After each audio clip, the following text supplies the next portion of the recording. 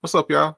Got a little unplanned content for you. Chillin', baby, cold in the bitch. I was trippin' for a minute, now I'm over the shit. Life goes like goes, keep those in the pic. I stay on that slick shit like a rose on the leave it froze like a glitch, blowing smoke out my lips, laid back like relaxing the fro of a pimp. 6'3", big feet, something known for my length. Gone strong, off shrimp, homegrown, oak cliff slide, but I won't slip.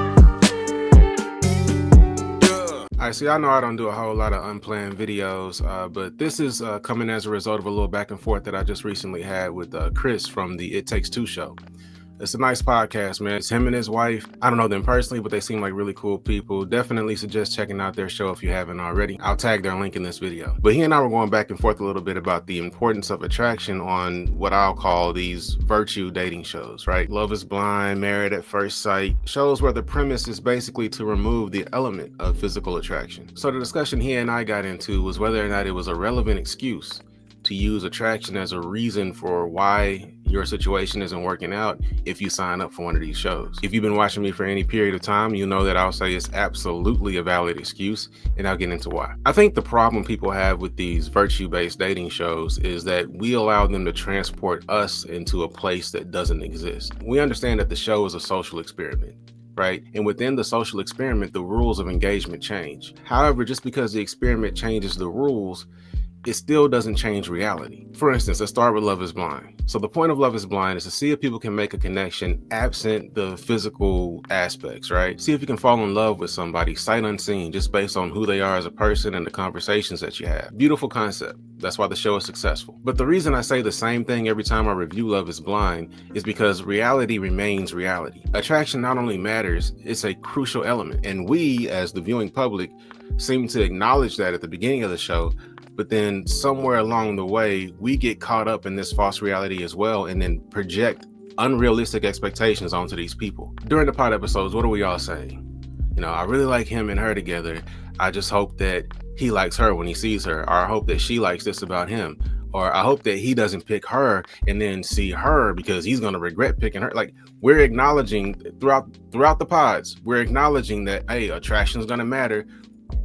That's why there's this whole build up to the reveal, because if we're honest, the pods don't really mean shit. We see people fall in love in the pods all the time, and then once they get in the real world, it's a totally different story, because we know love isn't blind. Now, of course, there are other factors that play into it. Sometimes it's not attraction that breaks people up, but a lot of times that's a big part. But because by now we've fallen in love with the guy, or we fallen in love with the girl, we just want their partner to pick them because we think they're awesome. And then if the partner doesn't like them for some physical reason, we attack them or we criticize them for going on the show in the first place. I don't think that's fair. I think there needs to be nuance and a sense of reality around these conversations. Same thing with Married at First Sight. When we're being introduced to all the singles, we're wondering, okay, is he gonna like her? If you watch it with someone, you're almost making bets with each other about who's gonna like who or who's gonna be upset with what they see at the altar, because we know it matters. I don't understand the cognitive dissonance that we experience on these shows, where at some point the audience shifts from reality to this fake world that we've made up in our minds. That's the suspense of the wedding episode.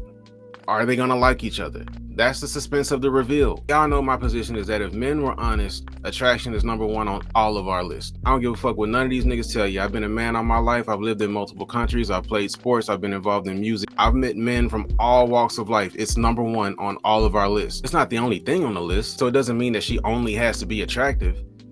We do require other things, but it's number one. It's just how we're wired. That being said, I don't see a problem with men going on these shows, because there's a chance you'll be matched with someone that you do find attractive. My only problem is when there is a lack of attraction and then guys try to use other things as excuses for why they're acting the way they are instead of just being honest. That's the risk you take. If you're willing to go on here and see if you can find your person in this unconventional way, then you've got to be willing to tell somebody to their face, hey, I'm sorry, like it's not there for me. I don't find you attractive in that way. And you've got to be prepared to possibly hear that from the other person. I know that the premise of these shows represents almost an idealistic society where the only thing that truly matters is the content of your character. If you're a good person, if you're honest, if you're wholesome, you have good morals and values, you're kind, you're loyal, then the physical is whatever. Yeah, it's nice. It's just not real. So you can't then demonize someone if attraction ends up being their issue. You can't use the premise of the show to eliminate human nature or reality. At the end of the day, The people in these relationships are the ones who have to be in these relationships. They're the ones that got to lay next to each other every night. They're the ones that got to wake up and smell that person's funky ass breath. If someone takes a chance on love and they fail because the attraction isn't there, I don't think we can beat them over the head with, well, the point of the show is, because these are still human beings. Human beings participating in an experiment, but still human beings. And just like we all know that attraction matters when we're watching the pods or the wedding episodes, it matters throughout. Like I said, this was completely unplanned, kind of off the cuff. Chris, I just didn't feel like typing out a whole other paragraph, bro. Like I said, y'all check out It Takes Two, and I'll be back for part 2 of the Married at First Sight reunion. Thanks for watching. Catch you next one. Appreciate y'all. I came empty-handed, but I'm leaving with 3. Plus I made about a G, cause I made them tip me.